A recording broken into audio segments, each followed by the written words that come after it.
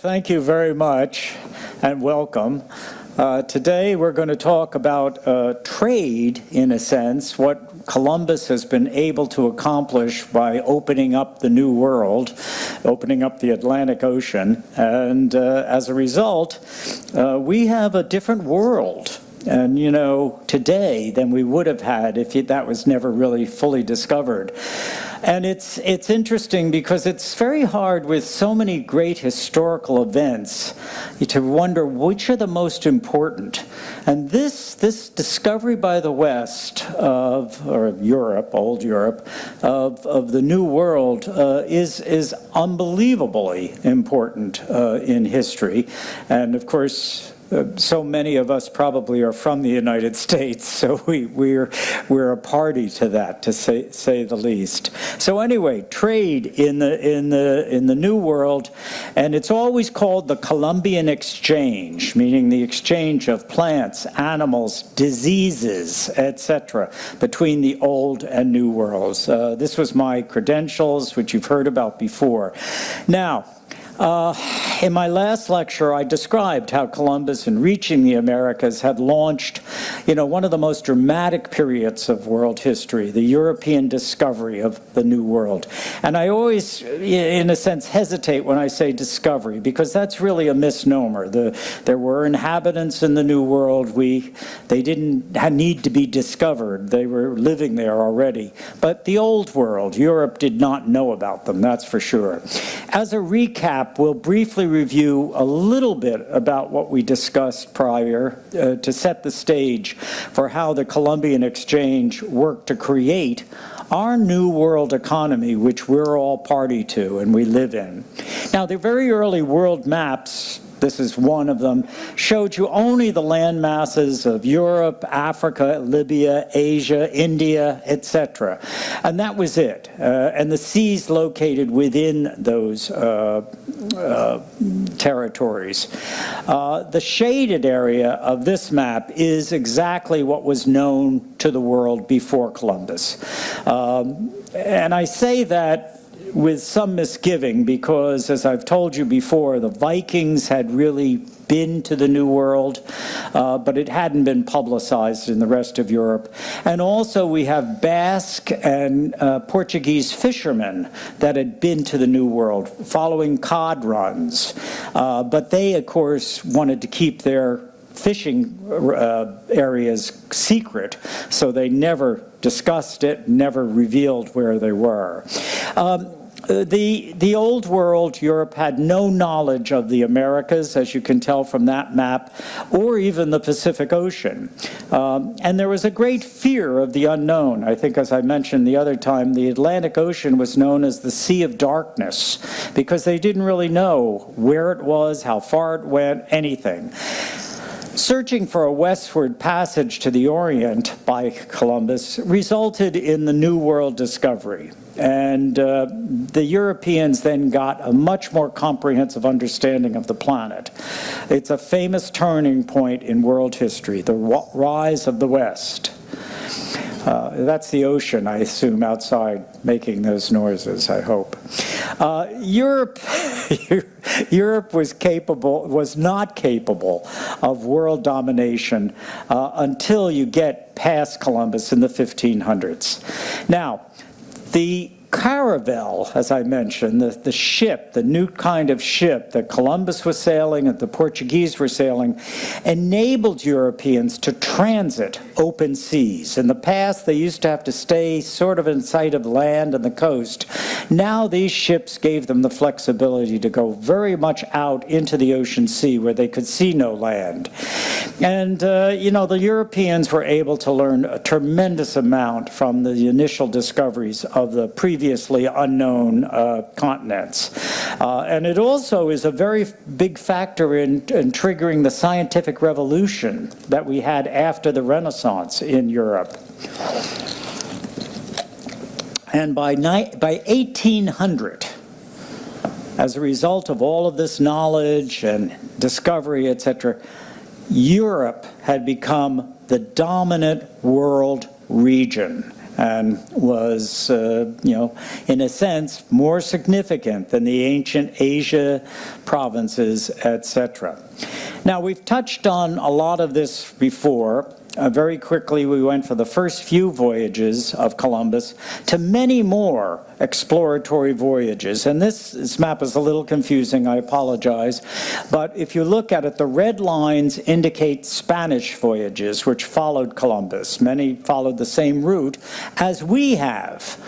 We have followed the same route as Columbus, basically from the Canary Islands, taking the westward south winds and getting to the Caribbean, and we'll be in Puerto Rico tomorrow.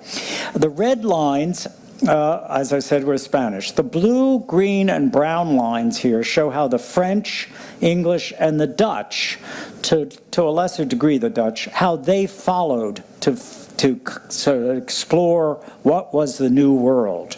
And they all got on the bandwagon, so to speak, and they were eager to find their own treasures and their own fortunes, to say the least. And eventually they obviously colonized, like the Spanish have done. Here's the success of, in a sense, or the process of globalization and settlement. The Spanish aspired to rule Native American populations, while the British, when they started colonizing, aspired to populate their New World colonies with Europeans and to create a European lifestyle outside of Europe. Only the removal of the natives, or possibly the extermination of the native populations, allowed Europeans to do this, to control new societies. And they introduced a tremendous amount of European life by bringing people, animals, and plants to replace the native ones. Peopling, if you wish, a new Eden. They also, captured the labor of indigenous populations, and that was made much easier for them by the exchange of diseases that we have to talk about, which was really the European diseases that came to the New World was very devastating to the inhabitants, to say the least. There was trade with Indians, but there was little gold or silver to be had in the beginning, and that's what they were searching for primarily. And we, though, do have, in a sense, the beginnings of true globalization, and we'll get to talk about that in depth in a second or two. Now, as I said before, Portugal was the first to navigate Africa, and as a result, navigate around Africa to get to the east. But Columbus was the one that argued that, wait a minute, you could just go west and you'll make it to the east without any problem. Let's show you the map of the initial European colonization, which is juxtaposed against the location of the Caribbean native civilizations. The two native civilizations in the Caribbean at the time were the Arawak tribes and the Carib people. Carib, from where we get the word Caribbean. Arawak technically means meal eaters, and they were primarily vegetarians, actually. Carib means valiant men, and they were meat eaters. And unfortunately, they were also linked to cannibalism at this time. And now, as you can see, Puerto Rico, which we will be visiting, is the little tiny green island way to the right side of the map, just to the right of Hispaniola, which is in pink. Hispaniola today is the island that has both the Dominican Republic on it and Haiti. I don't recommend you visit Haiti right now. It's run by gangs. Dominican Republic is still okay, and they still have resorts and beaches, etc. Of course, there were other civilizations west of this in Central America and in South America, such as the Mayan, the Aztecs, etc.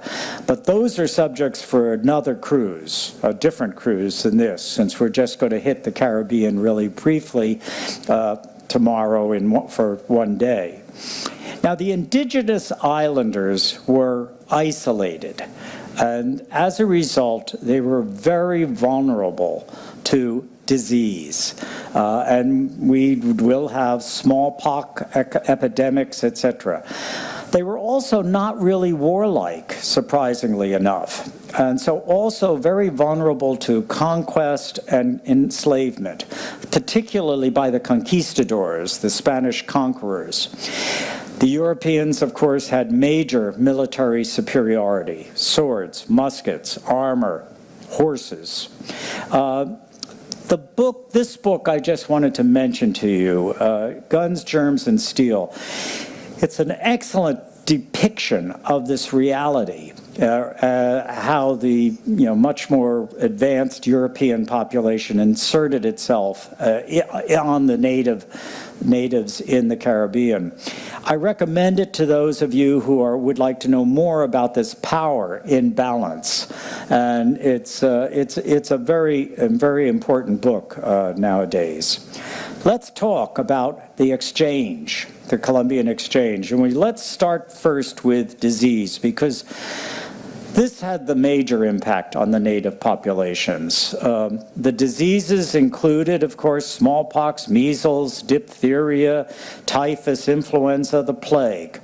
They were all brought to the New World by the Europeans. The natives had no immunity, never having been exposed to these alien diseases. And that's why, I don't know if Jeffrey Hoffman's in the audience, but that's why in space exploration today, and Jeffrey had explained a little bit of that,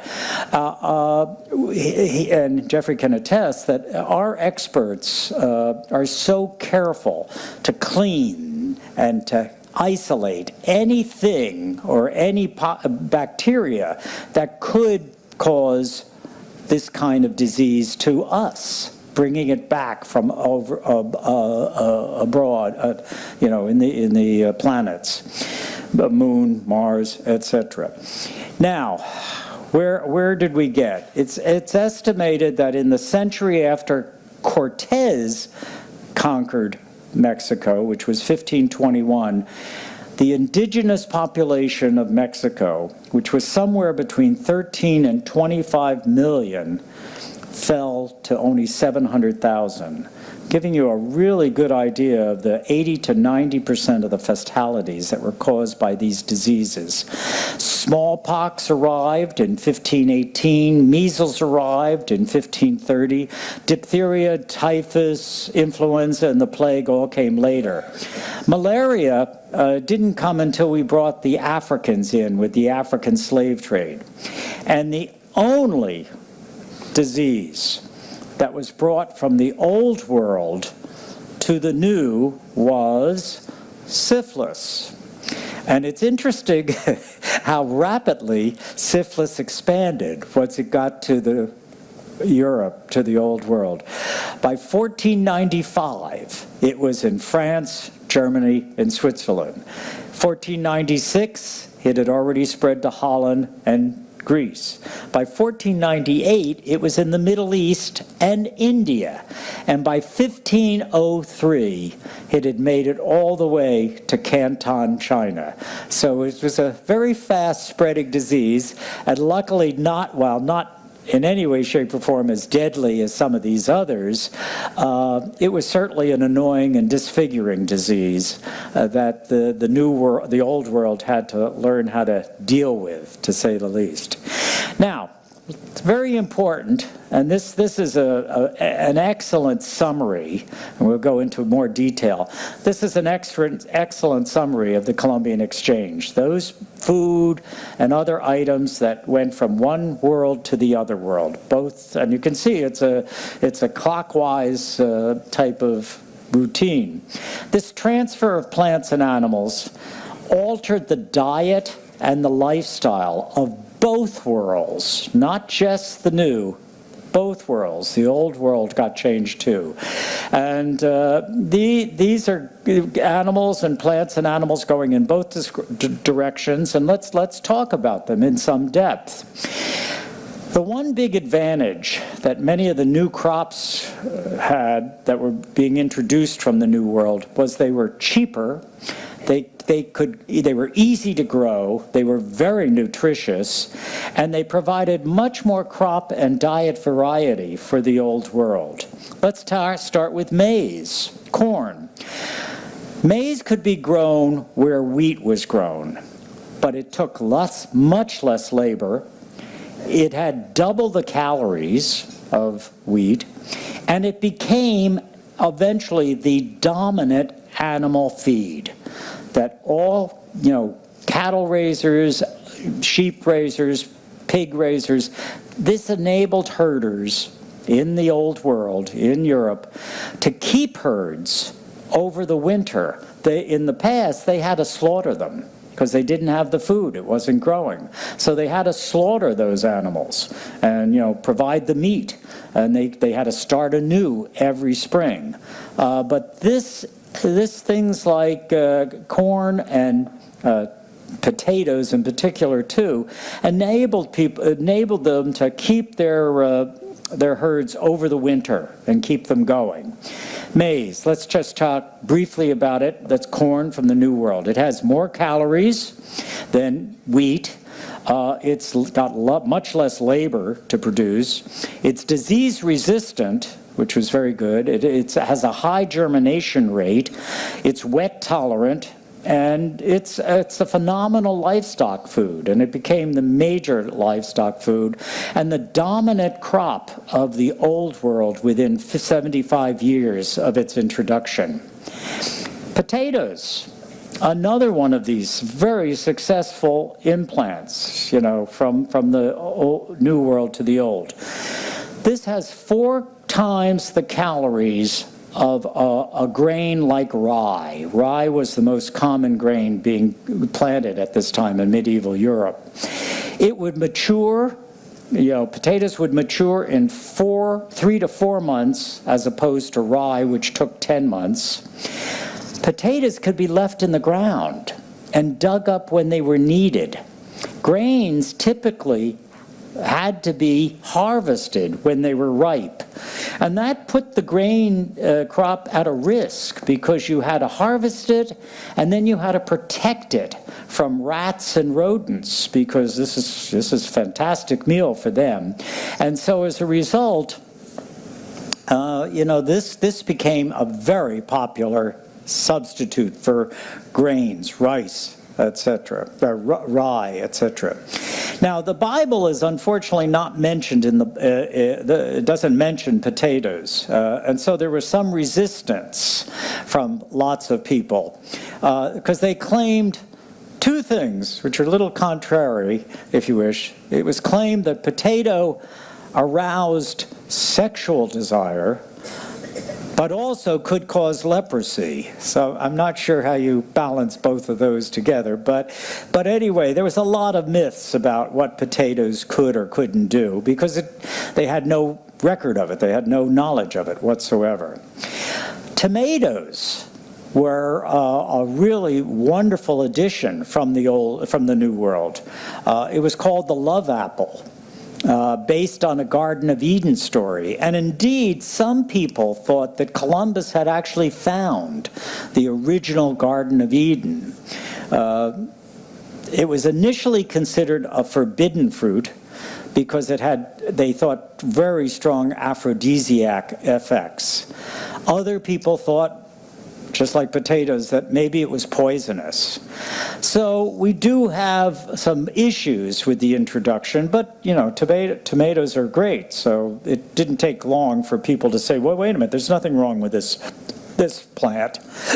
The other things that came was Europe didn't know anything about tobacco. It didn't have vanilla bean. So there was a lot of new things that were going to come from the New World to the Old World.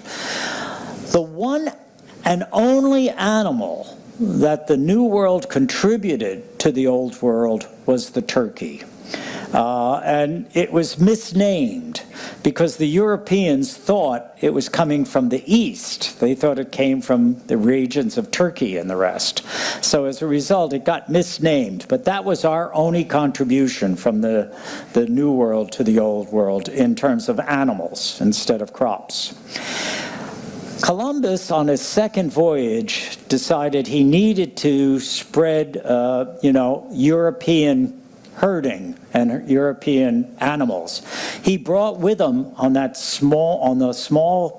were a little bit bigger ships. He had more ships on his second voyage than the Santa Maria, Nina, and the Pinta. He brought cattle, horses, pigs, sheep, goats, and unfortunately, rats, because rats will follow you everywhere. The animals included the cattle. They were unloaded. They were allowed to roam free as wild herds because it was easy to capture them.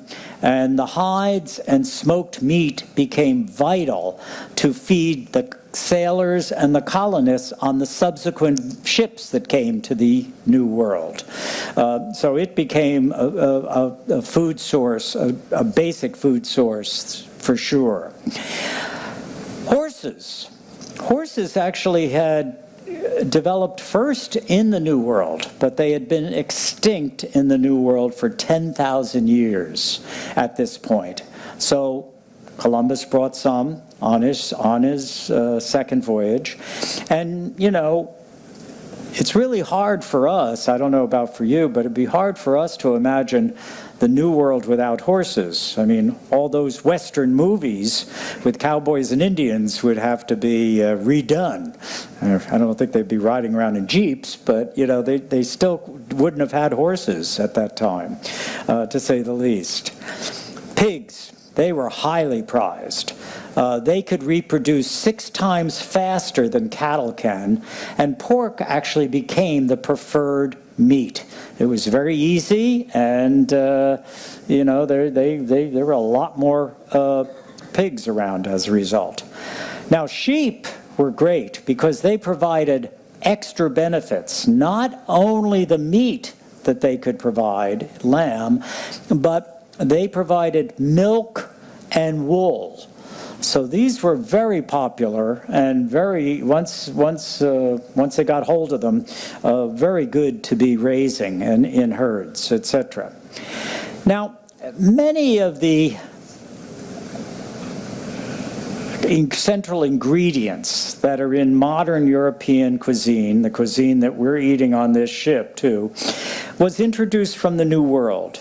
And if we look at what was now considered traditional Italian foods today, we can see how quickly this incorporated all of these. Let's take a look at this. For example, tomatoes. You associate tomatoes all the time with Italian pasta and the rest.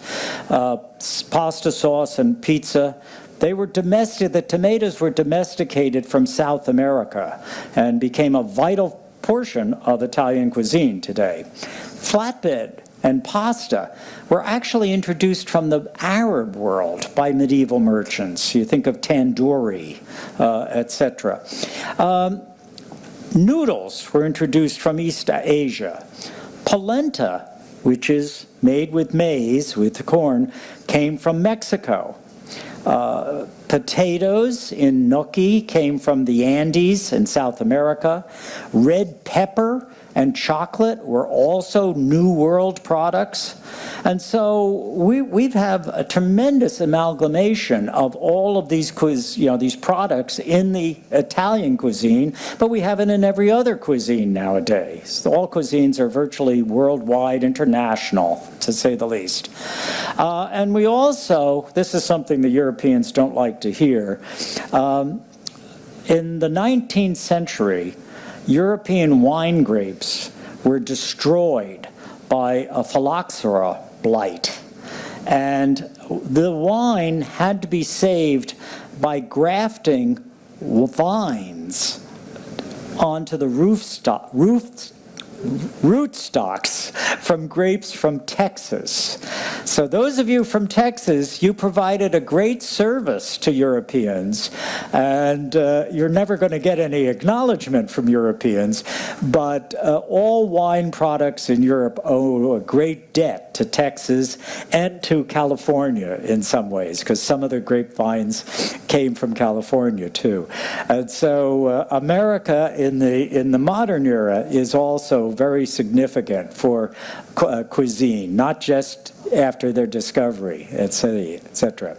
Now, the initial explorers did not find great riches they had expected and hoped to find in the Caribbean islands.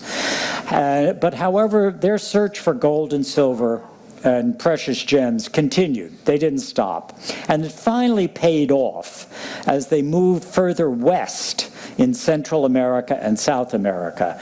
And this is a very tiny map, so it's hard for you to see, but these maps show the vast extent of silver and gold mines, which were eventually established in Mexico and in all of South America.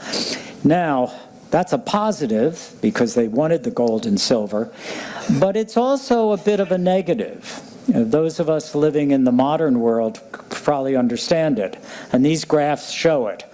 Inflation. As a result of so much gold and silver coming into Spain, inflation rose like mad. The prices of things were raised, unbelievably high. This inflation ended up hurting Spain economically and politically, and it lost its supremacy in Europe as a result of that. So, when you're getting ready to vote in this election, you also should think about inflation a bit, because it's a negative, unfortunately, and it's a negative for us personally in our own pockets as we have to spend more for things, and that's what happened in Spain. Now, colonialism, as I mentioned before, was for profit. Settlement was expensive. Settlers had to pay their own way. And the new land, though, required cheap labor. So Europeans who settled, the migrants, became landowners because, the disease was eliminating the original inhabitants' ownership of the land. And unfortunately, they turned to slaves. They needed labor, so they turned to slave. And this became, unfortunately, a very huge trade business, causing as much pain and suffering over the ensuing years. What some of you might not really know, because they don't emphasize it much in most books, is the African slave trade was well ensconced, was well established among African tribes well before they began exporting slaves to the New World. What would happen is the powerful tribes would raid the smaller ones, the weaker ones, to become more wealthy. They would use those captured other tribes people as their own slaves. Or they could expand their own gene pool by taking young women from those other tribes as brides. And so the powerful tribes became even more wealthy, and once the world trade slaves occurred, getting into the New World, these tribes became even more wealthy and powerful, much to the despair of the earlier, smaller, weaker tribes. And that's something that you don't really hear too much about.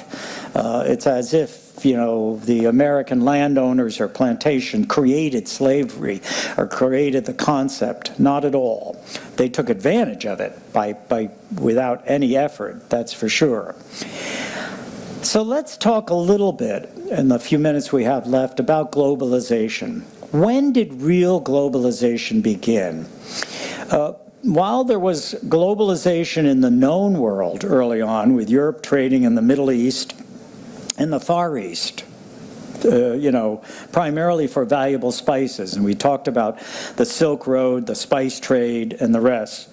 and how Portugal led the lead in that to begin, until the Dutch and the English basically outmaneuvered them and took it over. Now, according to Professor Bailey, who's a British historian at Cambridge University, he said the beginning of true globalization, which he called proto-globalization, didn't begin until the 1500s, as this chart shows. And it was brought about by the European exploration, primarily the discovery of the New World and the quest for silver and the rising need for slaves to work those crops that had become much more in demand in Europe and the Americas, the new colonies of America. And so as a result, proto-globalization sort of began in his terminology. Then with the revolution of the American colonies, which moved them from being subjects of a king, and I think I mentioned the last time I saw a book once, America's Last King, and I thought for a second, wait a minute, what's that? Oh, of course, George III. You tend to forget that we were part of a kingdom before we became a republic. We moved from being subjects of a king to becoming a republic, and that gained favor in lots of parts of Europe. People started to think about that. Why are we suffering under a king, royalty, and aristocracy? And in some sense, it was a good factor in the French Revolution in 1789. England, once it lost our colonies, no longer having America as a colony, continued, though, to expand their colonial holdings in other parts of the world. And you know India, South Africa, etc. They maintained a worldwide network of colonies. And so the phrase that we've all heard before, that the sun never set on the British Empire, was very true. The sun never really did set at that time on British colonies around the world, around the globe, to say the least. This brings us to present-day globalization. And Bailey identifies that as starting in the 1950s, when we had an expansion of businesses and corporations throughout the world, and the increasing need of communications anywhere and anytime. Columbus's voyages launched an enormous exchange of products and exchange of services that has continued to our present day. It hasn't stopped. And just by looking at the labels of clothing or any other good that you buy, you're not surprised to find that much of what you own was made in China, Japan, Vietnam, Philippines, Malaysia, less often in Europe, Canada, and South America. And we can find foods that come from anywhere in the world in our supermarkets and our stores. We are global in nature in what we eat, drink, and buy now. And this is starting, in a sense, Bailey maintains from the 1950s on, and that's the world we live in, to say the least. And so today's globalization means that we think nothing of traveling around the world. And you're all prime examples of that, where you now have tourism that goes all around the world. And we expect, when we travel around the world, to find similar foods, similar stores, similar hotels, and the conveniences that we've left behind at home. And the fact that we can instantly communicate with anyone in the world nowadays is an added plus. And we can buy virtually anything we want or need without too much trouble, and we can get it as quickly as maybe tomorrow. Sometimes you can actually even get it today. Amazon Prime or whatever can deliver to you. So it's really an amazing world that was created, in a sense, by Columbus's discovery and the people that followed up by settling, colonizing, growing the same crops, and then trying all different new crops and plants, animals, etc., etc. That's the result of what we now call globalization. Love it or hate it, it's up to you, but it's a major change in the world's existence, to say the least. And so that's a brief very brief, unfortunately, introduction to globalization. You're all prime examples of it. We're living it. We're doing it ourselves. And so I want to thank you. That's my travel memoir, which is only 2 copies left at Apropos. And if you pick one up this week, I'll be happy to sign it for you. After Puerto Rico, I'm going to have 2 lectures on the Tuesdays at Sea. The first one's going to be World War II, the Battle of the Atlantic. That's the one thing that definitely happened in the Atlantic Ocean. And it's the U-boats of Nazi Germany, really opposed to the Royal British Navy, but then when we got involved in the war, we were also the other party to that. And eventually, you know, we won over the U-boats. And then the final lecture I was going to do on the last day of the cruise was the fact that the world you would have lived in if you were 50 years ago was a world of ocean liners. Point A to get to point B. And ocean liners are very different ships from the cruise ships. And I'm going to talk about how the ocean liners evolved into cruise ships and how they changed dramatically, such that nowadays there's really only one real ocean liner still going on, taking passengers, although it does a little bit of cruising too. But most of the rest of us are nowadays on cruise ships because the trip itself is the vacation. We see a lot, but the trip is the vacation, as opposed to it's not to get from point A to point B. I mean, none of us got on this ship, or I don't think many of us got on this ship because we wanted to get away from the Canary Islands and get back to the U.S. It's a transatlantic voyage, but we're doing a lot of things that are for cruising. So with that, I'll conclude and hope to see you in the next 2 lectures after Puerto Rico. Thank you. And again, if you have questions, since they need these rooms a lot, don't hesitate to stop me anywhere in the ship if you have a question and ask me about it, or if you have a few minutes at the end here, I can walk out with you, etc. Thank you very, very much. Okay.